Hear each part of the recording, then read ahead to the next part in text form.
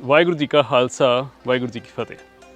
ਗੁਰਦਾਸਪੁਰ ਦਾ ਇੱਕ ਪ੍ਰਸਿੱਧ ਕਸਬਾ ਜਿਸ ਦਾ ਨਾਮ ਹੈ ਘੁਮਾਣ, ਉੱਥੇ ਭਗਤ ਬਾਬਾ ਨਾਮਦੇਵ ਜੀ ਦੀ ਨਾਲ ਸੰਬੰਧਿਤ ਇੱਕ ਬਹੁਤ ਸੁੰਦਰ ਗੁਰਦੁਆਰਾ ਜਿਹੜਾ ਕਿ ਇਤਿਹਾਸਕ ਆ।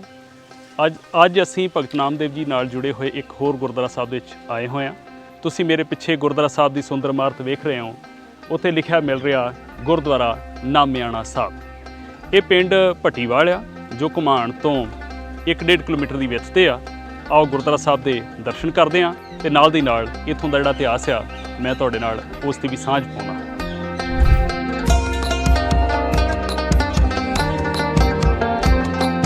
ਗੁਰਦੁਆਰਾ ਸਾਹਿਬ ਦੀ ਬਾਹਰਲੀ ਕੰਧ ਤੋਂ ਸੜਕ ਵਾਲੇ ਪਾਸੇ ਜਾਤੀ ਮਾਰੀਏ ਤੇ ਸਾਹਮਣੇ ਪਿੰਡ ਭੱਟੀਵਾਲ ਦਿਸਦਾ। ਇਹ ਗੁਰਦੁਆਰਾ ਸਾਹਿਬ ਬਿਲਕੁਲ ਖੇਤਾਂ ਦੇ ਵਿੱਚ ਆ। ਪਿੰਡ ਤੋਂ ਕੁਝ ਕੁ ਮੀਟਰ ਦੀ ਵਿੱਥ ਤੇ ਆ। ਇੱਧਰ ਆਸੇ-ਪਾਸੇ ਬਹੁਤ ਸੋਹਣੇ ਖੇਤ ਦਿਸ ਰਹੇ ਆ। ਬਹੁਤ ਕੁਦਰਤ ਦਾ ਅਜਬ ਨਜ਼ਾਰਾ ਇੱਥੇ ਆ। ਜਦੋਂ ਗੁਰਦੁਆਰਾ ਸਾਹਿਬ ਐਂਟਰ ਹੋਈਏ ਤਾਂ ਸਿੱਖ ਸੰਗਤ ਦਾ ਸਵਾਗਤ ਇਹ ਸੁੰਦਰ ਡਿਊੜੀ ਕਰਦੀ ਆ, ਜਿਸ ਦੇ ਉੱਤੇ ਸਿੱਖ ਕਲਾ ਅਨੁਸਾਰ ਗੁੰਬਦ ਬਣੇ ਹੋਏ ਆ। ਵਿੱਚੋਂ ਦੀ ਲੰਘਦਿਆਂ ਹੋਇਆਂ ਤੁਸੀਂ ਅੰਦਰ ਦਰਸ਼ਨ ਕਰਦੇ ਹੋ।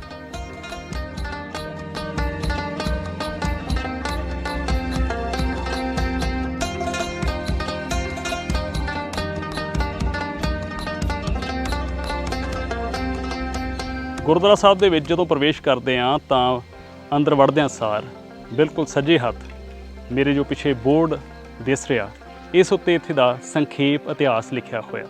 ਜੇ ਅਸੀਂ ਤਸਵੀਰ ਵਜੋਂ ਵਿਖਾਈਏ ਤਾਂ ਹੋ ਸਕਦਾ ਕਿ ਸਾਰਿਆਂ ਕੋਲੋਂ ਪੜ੍ਹਿਆ ਨਾ ਜਾ ਸਕੇ, ਕਿਸੇ ਵੇਲੇ ਅੱਖਰ ਬਰੀਕ ਜਿਹੜੇ ਆ ਉਹ ਸਮਝ ਨਹੀਂ ਆਉਂਦੇ। ਮੈਂ ਤੁਹਾਨੂੰ ਇਸ ਬੋਰਡ ਤੋਂ ਜਿਹੜਾ ਪੜ੍ਹ ਕੇ ਇਤਿਹਾਸ ਦੱਸ ਦਿੰਦਾ। ਗੁਰਦੁਆਰਾ ਨਾਮਿਆਣਾ ਸਾਹਿਬ ਜੀ ਦਾ ਸੰਖੇਪ ਇਤਿਹਾਸ। ਇੱਕ ਓਂਕਾਰ, ਵਾਹਿਗੁਰੂ ਜੀ ਕਾ ਖਾਲਸਾ ਵਾਹਿਗੁਰੂ ਜੀ ਕੀ ਫਤਿਹ। ਗੁਰੂ ਪਿਆਰੀ ਸਾਧ ਸੰਗਤ ਜੀ, ਇਸ ਸਥਾਨ ਤੇ ਬਾਬਾ ਨਾਮਦੇਵ ਜੀ ਨੇ ਤਕਰੀਬਨ 18 ਸਾਲ ਤਪੱਸਿਆ ਕੀਤੀ। ਪਿੰਡ ਤੋਂ ਬਾਹਰ ਇਕਾਂਤ ਥਾਂ ਹੋਣ ਕਰਕੇ ਬਾਬਾ ਜੀ ਭੋਰਾ ਖੋਦ ਕੇ ਤਪੱਸਿਆ ਕਰਦੇ ਸਨ। ਇਸ ਇਲਾਕੇ ਵਿੱਚ ਪਾਣੀ ਦੀ ਬਹੁਤ ਕਿੱਲਤ ਸੀ। ਸੰਗਤਾਂ ਨੇ ਆ ਕੇ ਬੇਨਤੀ ਕੀਤੀ ਕਿ ਬਾਬਾ ਜੀ ਕਿਰਪਾ ਕਰਕੇ ਪਾਣੀ ਦੀ ਮੁਸ਼ਕਲ ਨੂੰ ਦੂਰ ਕੀਤਾ ਜਾਵੇ। ਸੋ ਬਾਬਾ ਜੀ ਨੇ ਸੰਗਤਾਂ ਦੀ ਬੇਨਤੀ ਨੂੰ ਪ੍ਰਵਾਨ ਕਰਦੇ ਹੋਏ ਸੰਗਤਾਂ ਨੂੰ ਨਾਲ ਲੈ ਕੇ ਖੂਹ ਦੀ ਸੇਵਾ ਆਰੰਭ ਕੀਤੀ। ਖੂਹ ਵਾਸਤੇ ਇੱਟਾਂ ਇੱਥੇ ਤਿਆਰ ਕੀਤੀਆਂ ਜਾਂਦੀਆਂ ਸਨ। ਇਸ ਸਥਾਨ ਤੇ ਹੀ ਬਾਬਾ ਜੀ ਨੇ ਪਥੇਰਿਆਂ ਨੂੰ ਢੀਮ ਚੁੱਕ ਕੇ ਪਾਣੀ ਪਿਆਇਆ ਸੀ, ਜੋ ਕਿ ਸਰੋਵਰ ਦੇ ਰੂਪ ਵਿੱਚ ਪ੍ਰਤੱਖ ਹੈ। ਗੁਰਦੁਆਰਾ ਸਾਹਿਬ ਦੇ ਵਿੱਚ ਸਰੋਵਰ ਵੀ ਮੌਜੂਦ ਹੈ। ਅਸੀਂ ਤੁਹਾਨੂੰ ਸਰੋਵਰ ਦੇ ਵੀ ਦਰਸ਼ਨ ਕਰਾਵਾਂਗੇ। ਇਸ ਸਥਾਨ ਤੇ ਆ ਕੇ ਸੰਗਤਾਂ ਇਸ਼ਨਾਨ ਕਰਦੀਆਂ ਤੇ ਉਹਨਾਂ ਦੀ ਚਮੜੀ ਦੇ ਰੋਗ ਦੂਰ ਹੁੰਦੇ ਹਨ। ਇਸ ਸਥਾਨ ਤੇ ਹੀ ਬਾਬਾ ਜੀ ਨੇ ਪਥੇਰਿਆਂ ਨੂੰ ਖਜ਼ਾਨਾ ਭਾਵ ਮਜ਼ਦੂਰੀ ਵੰਡੀ। ਇੱਥੇ ਹੀ ਸ਼ਾਨਦਾਰ ਭੋਰਾ ਸਾਹਿਬ ਦੀ ਇਮਾਰਤ, ਦਰਬਾਰ ਸਾਹਿਬ, ਲੰਗਰ ਹਾਲ, ਸ਼ਾਨਦਾਰ ਸਰੋਵਰ ਬਾਬਾ ਜੀ ਦੀ ਯਾਦ ਵਿੱਚ ਸੁਸ਼ੋਭਿਤ ਹੈ। ਇੱਥੇ ਸੰਗਤਾਂ ਹਰ ਐਤਵਾਰ ਮੱਸਿਆ ਸੰਗਰਾਂਦ ਨੂੰ ਦੂਰੋਂ ਨੇੜਿਓਂ ਚੱਲ ਕੇ ਹਾਜ਼ਰੀਆਂ ਭਰਦੀਆਂ ਹਨ ਤੇ ਆਪਣੀਆਂ ਮਨੋਕਾਮਨਾਵਾਂ ਪੂਰੀਆਂ ਕਰਦੀਆਂ ਹਨ। ਸਾਧ ਸੰਗਤ ਜੀ, ਇਸ ਨਗਰ ਵਿੱਚ ਹੋਰ ਵੀ 2 ਗੁਰਦੁਆਰੇ ਬਾਬਾ ਜੀ ਦੀ ਯਾਦ ਵਿੱਚ ਮੌਜੂਦ ਹਨ। ਖੂੰਡੀ ਸਾਹਿਬ ਗੁਰਦੁਆਰਾ, ਜਿੱਥੇ ਬਾਬਾ ਜੀ ਨੇ ਬੇਰੀ ਦੀ ਸੁੱਕੀ ਖੂੰਡੀ ਹਰੀ ਕੀਤੀ, ਅਤੇ ਦੂਸਰਾ ਗੁਰਦੁਆਰਾ ਖੂਹ ਸਾਹਿਬ, ਜੋ ਬਾਬਾ ਜੀ ਨੇ ਸੰਗਤਾਂ ਨੂੰ ਆਪਣੇ ਹੱਥੀਂ ਲਗਵਾ ਕੇ ਦਿੱਤਾ ਸੀ। ਬਾਬਾ ਜੀ ਦੇ 2 ਚੇਲੇ ਸਨ ਜਿਨ੍ਹਾਂ ਦੇ ਗੁਰਦੁਆਰੇ ਨਾਲ ਦੇ ਪਿੰਡਾਂ ਵਿੱਚ ਮੌਜੂਦ ਹਨ। ਬਾਬਾ ਕੁੱਪਾ ਜੀ ਸਖੋਵਾਲ, ਬਾਬਾ ਜੱਲੋ ਜੀ ਪਿੰਡ ਧਾਰੀਵਾਲ। ਸੋ ਇਹ ਹੈ ਜੀ ਹੁਣ ਤੱਕ ਜਿਹੜਾ ਤੁਹਾਡੇ ਤੱਕ ਇਤਿਹਾਸ ਇਸ ਗੁਰਦੁਆਰਾ ਸਾਹਿਬ ਦਾ ਰੱਖਿਆ। ਆਪਾਂ ਅੱਗੇ ਚੱਲ ਕੇ ਦਰਸ਼ਨ ਦੀਦਾਰੇ ਕਰਦੇ ਹਾਂ।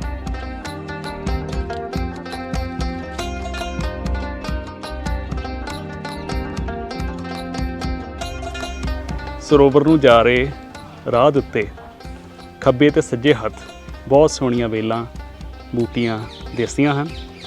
ਇਹ ਕੁਦਰਤ ਦੀ ਗੋਦ ਵਿੱਚ ਇੰਝ ਹੀ ਗੁਰਦੁਆਰਾ ਸਾਹਿਬ ਸੋਭਦੇ ਹਨ। ਇੱਥੇ ਕਾਰ ਸੇਵਾ ਸਰੋਵਰ ਦੀ ਚੱਲ ਰਹੀ ਆ। ਆਪਾਂ ਅੱਗੇ ਜਾ ਕੇ ਦਰਸ਼ਨ ਕਰਦੇ ਹਾਂ।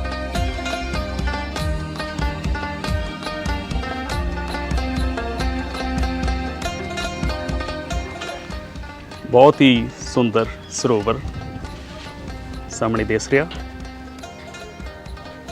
ਸਰੋਵਰ ਦੇ ਕੰਢਿਆਂ ਨੂੰ ਮਜ਼ਬੂਤ ਕੀਤਾ ਜਾ ਰਿਹਾ ਤਾਂ ਜੋ ਕਿਸੇ ਤਰ੍ਹਾਂ ਦੀ ਕੋਈ ਅਣਸਖਾਵੀਂ ਗੱਲ ਨਾ ਵਾਪਰ ਸਕੇ। ਮਿਸਤਰੀ ਕੰਮ ਕਰ ਰਹੇ ਹਨ।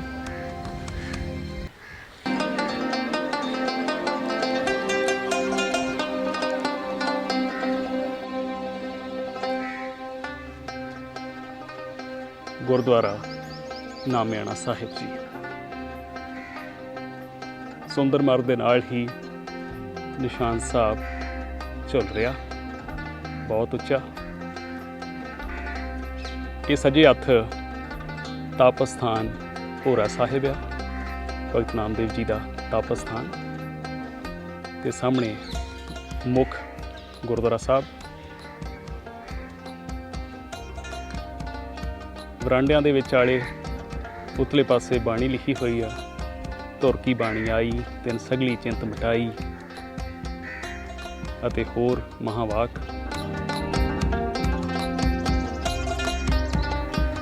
ਆਪਾਂ ਪਹਿਲਾਂ ਭੋਰਾ ਸਾਹਿਬ ਦੇ ਦਰਸ਼ਨ ਕਰਦੇ ਹਾਂ।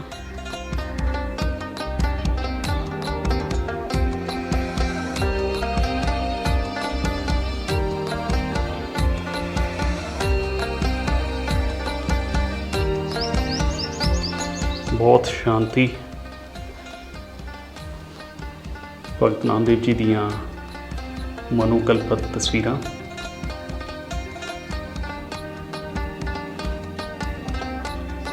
ਸੱਜੇ ਹੱਥ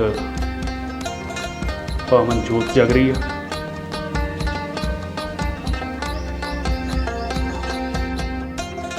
ਇਸ ਪਾਸੇ ਤੋਂ ਅੰਦਰ ਪ੍ਰਵੇਸ਼, ਬਹੁਤ ਸੋਹਣਾ ਇਹ ਭੋਰਾ ਸਾਹਿਬ ਬਣਿਆ ਹੋਇਆ। ਇੱਧਰ ਦੀ ਉੱਤੇ ਜਾਇਆ ਜਾਂਦਾ।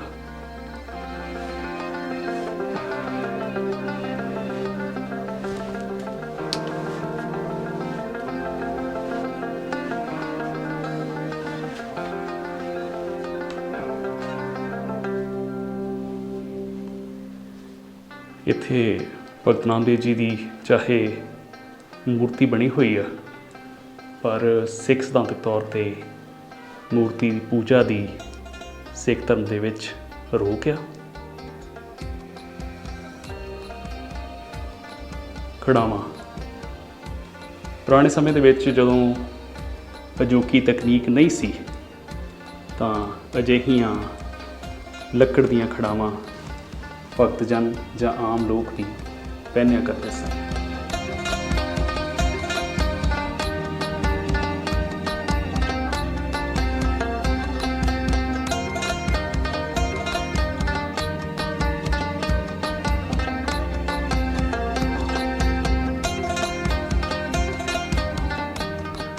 ਭੋਰਾ ਸਾਹਿਬ ਦੇ ਵਿੱਚੋਂ ਮੁੱਖ ਗੁਰਦੁਆਰਾ ਸਾਹਿਬ ਦੇ ਦਰਸ਼ਨ ਕੁਛ ਇਸ ਤਰ੍ਹਾਂ ਹੁੰਦੇ ਆ।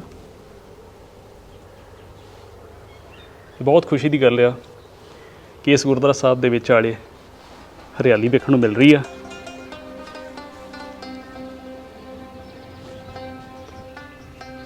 ਰੁੱਖਾਂ ਦੀ, ਛੋਟੇ ਬੂਟਿਆਂ ਦੀ ਸੋਹਣੀ ਕਾਟ-ਛਾਟ ਕਰਕੇ ਤੇ ਇੱਕ ਬਗੀਚੇ ਵਰਗਾ ਰੂਪ ਇੱਥੇ ਦਿੱਤਾ ਹੋਇਆ। ਇਹ ਵੀਡੀਓ ਸਾਡੀ ਜਿੱਥੋਂ ਤੱਕ ਵੀ ਜਾ ਰਹੀ ਆ, ਉਹਨਾਂ ਸਾਰੇ ਸਿੱਖਾਂ ਤੱਕ, ਪ੍ਰਬੰਧਕਾਂ ਤੱਕ ਅਸੀਂ ਬੇਨਤੀ ਕਰਦੇ ਹਾਂ ਕਿ ਹਰੇਕ ਗੁਰਦੁਆਰਾ ਸਾਹਿਬ ਦੇ ਵਿੱਚ ਰੁੱਖ, ਬੂਟੇ, ਫੁੱਲ ਆਦਿ ਜ਼ਰੂਰ ਲਾਏ ਜਾਣ, ਕਿਉਂਕਿ ਸਿੱਖੀ ਜਿਹੜੀ ਆ ਉਹ ਕੁਦਰਤ ਨੂੰ ਨਾਲ ਲੈ ਕੇ ਚੱਲਦੀ ਆ। ਗੁਰਦੁਆਰਾ ਨਾਮਿਆਣਾ ਸਾਹਿਬ, ਪਿੰਡ ਪੱਟੀਵਾਲ, ਨੇੜੇ ਘੁਮਾਣ, ਜ਼ਿਲ੍ਹਾ ਗੁਰਦਾਸਪੁਰ।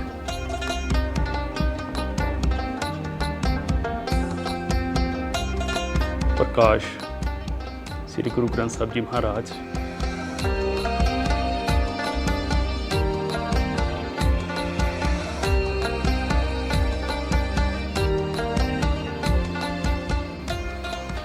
ਗੁਰਦੁਆਰਾ ਸਾਹਿਬ ਦੇ ਵਿੱਚ ਸਾਹਿਬ ਸ੍ਰੀ ਗੁਰੂ ਗੋਬਿੰਦ ਸਿੰਘ ਜੀ ਮਹਾਰਾਜ ਦੇ 52 ਹੁਕਮਾਂ ਦੀ ਇੱਕ ਕਾਪੀ ਲਾਈ ਗਈ ਹੈ।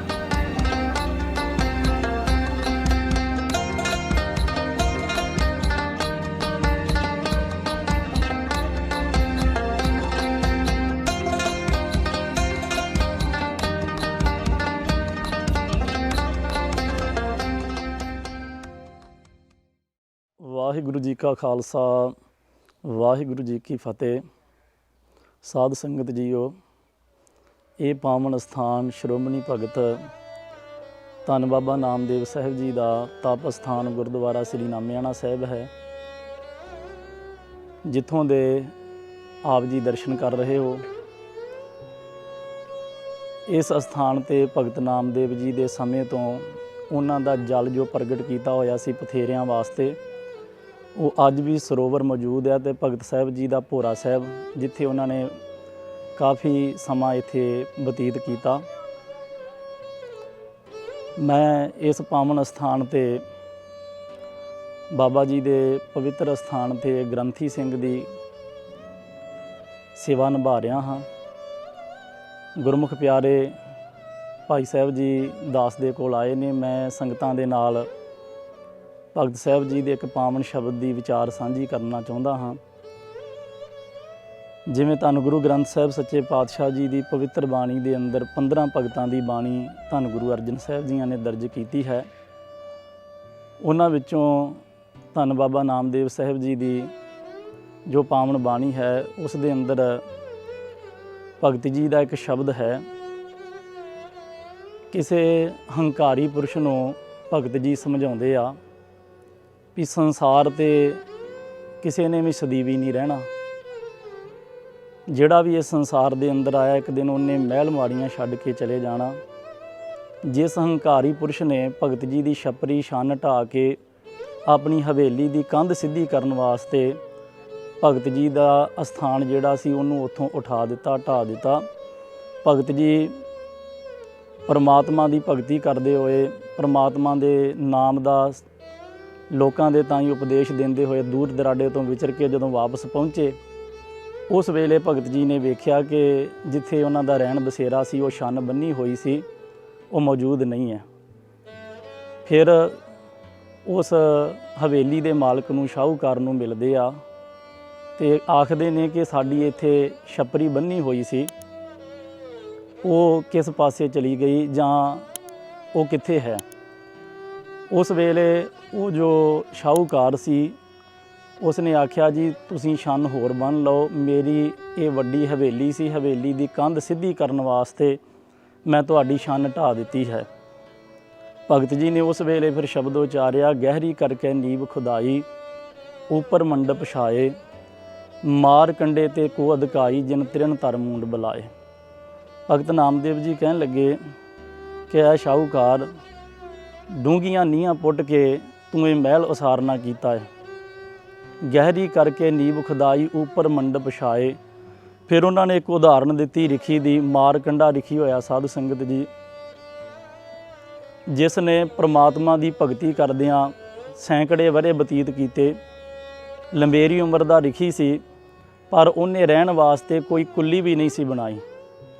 ਸਿਰ ਦੇ ਉੱਤੇ ਕੱਖਾਂ ਦੀ ਸਾਧ ਸੰਗਤ ਜੀ ਛੋਟੀ ਜੀ ਇੱਕ ਕੱਖਾਂ ਦਾ ਸਹਾਰਾ ਲੈ ਕੇ ਕਿ ਵਰਖਾ ਹੋਵੇ, ਧੁੱਪ ਹੋਵੇ, ਉਸ ਤੋਂ ਆਪਣਾ ਬਚਾਅ ਕਰਨ ਲਈ, ਜਾਂ ਮਹਾਂਪੁਰਖ ਕਹਿੰਦੇ ਵੀ ਕੇਲੇ ਦੇ ਪੱਤੇ ਜਿਸ ਪਾਸਿਓਂ ਵੀ ਧੁੱਪ ਪੈਂਦੀ ਸੀ ਉਸ ਪਾਸੇ ਕਰ ਲਿਆ ਕਰਦੇ ਸਨ ਮਾਰਕੰਡਾ ਰਿਖੀ ਜੀ।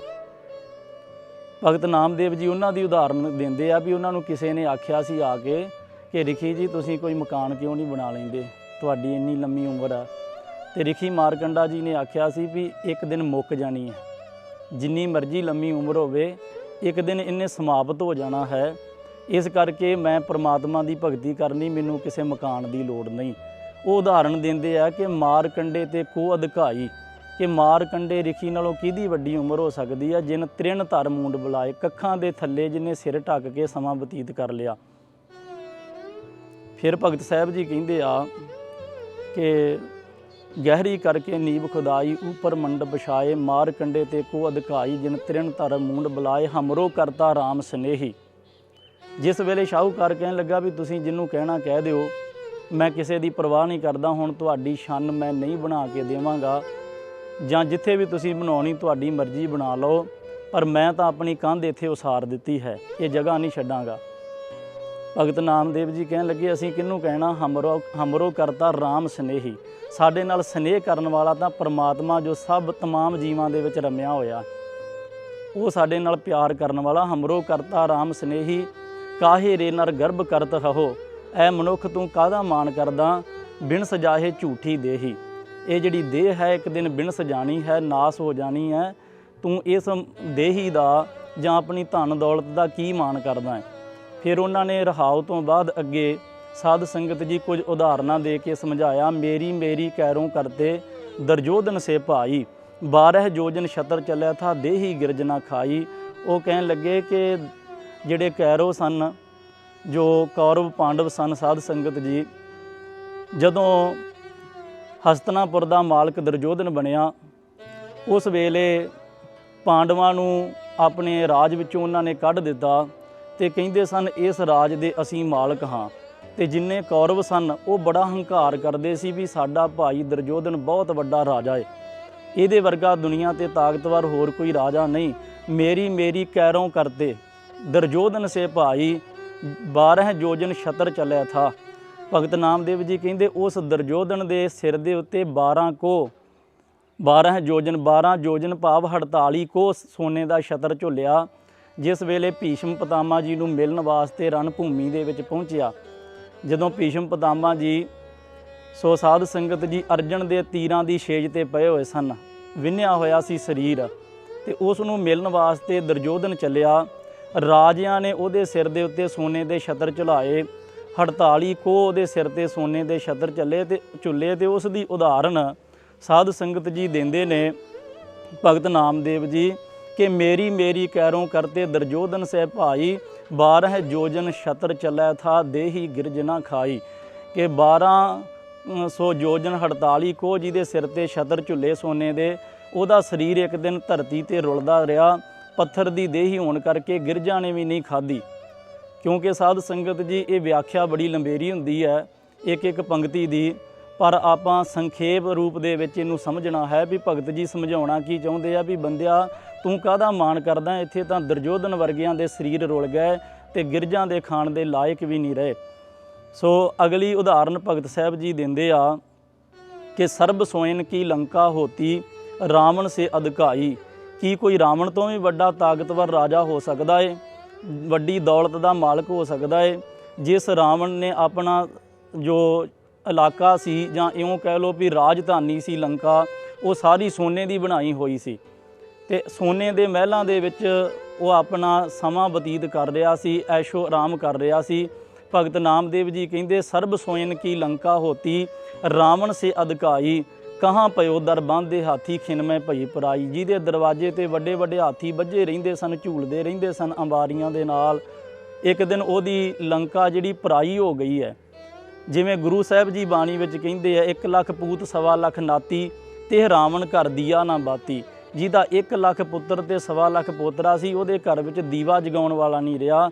ਅਸੀਂ ਕਿਹੜੀ ਚੀਜ਼ ਦਾ ਮਾਣ ਕਰਦੇ ਹਾਂ? ਭਗਤ ਨਾਮਦੇਵ ਜੀ ਉਸ ਸ਼ਾਹੂਕਾਰ ਨੂੰ ਕਹਿੰਦੇ ਆ ਕਿ ਤੇਰੀ ਕਿੱਡੀ ਕੁ ਅਮੀਰੀ ਹੈ, ਕਿੰਨਾ ਕੁ ਤੇਰੇ ਕੋਲ ਧਨ ਹੈ, ਕੀ ਤੂੰ ਰਾਵਣ ਤੋਂ ਵੀ ਵੱਡਾ ਹੋ ਗਿਆ? ਰਾਵਣ ਵੀ ਇੱਕ ਦਿਨ ਮਿੱਟੀ ਦੇ ਵਿੱਚ ਰੁਲ ਗਿਆ, ਉਹਦੇ ਘਰ ਦੇ ਵਿੱਚ ਦੀਵਾ ਜਗਾਉਣ ਵਾਲਾ ਕੋਈ ਨਹੀਂ ਰਿਹਾ। ਕਹਾਂ ਪਇਓ ਦਰ ਬੰਨ੍ਹਦੇ ਹਾਥੀ ਖਿਨਮੈ ਭਈ ਪਰਾਈ, ਉਹ ਲੰਕਾ ਪਰਾਈ ਹੋ ਗਈ। ਸੋ ਸਾਧ ਸੰਗਤ ਜੀ ਫਿਰ ਅਗਲੀ ਉਦਾਹਰਨ ਭਗਤ ਨਾਮਦੇਵ ਜੀ ਨੇ ਦਿੱਤੀ, ਦੁਰਵਾਸਾ ਸਿਉ ਕਰਤ ਠਗੌਰੀ। ਭਗਤ ਨਾਮਦੇਵ ਜੀ ਕਹਿੰਦੇ ਦੁਰਵਾਸਾ ਰਿਖੀ ਦੇ ਨਾਲ ਮਜ਼ਾਕ ਕੀਤਾ, ਜਾਦਵ ਇਹ ਫਲ ਪਾਏ। ਜਾਦਵਾਂ ਨੇ ਉਹਦਾ ਇਹ ਫਲ ਪਾਉਣਾ ਕੀਤਾ। ਭਾਵੇਂ ਜਾਦਵਾਂ ਦੀ ਕੁੱਲ ਵਿੱਚ ਦੁਆਪਰ ਯੁੱਗ ਦੇ ਅਵਤਾਰ ਸ੍ਰੀ ਕ੍ਰਿਸ਼ਨ ਭਗਵਾਨ ਜੀ ਪ੍ਰਗਟ ਹੋਏ ਤੇ ਸਾਧ ਸੰਗਤ ਜੀ, ਪਰ ਜਦੋਂ ਕਿਸੇ ਰਿਖੀ ਮਹਾਂਪੁਰਖ ਨੂੰ ਮਜ਼ਾਕ ਕੀਤਾ ਜਾਦਵਾਂ ਦੇ ਮੁੰਡਿਆਂ ਨੇ, ਤੇ ਉਸ ਵੇਲੇ ਉਹਨਾਂ ਦੇ ਸਰਾਫ ਦੇ ਕਰਕੇ ਸਾਰੀ ਹੀ ਕੁੱਲ ਜਾਦਵਾਂ ਦੀ ਜਿਹੜੀ ਨਾਸ ਹੋ ਗਈ।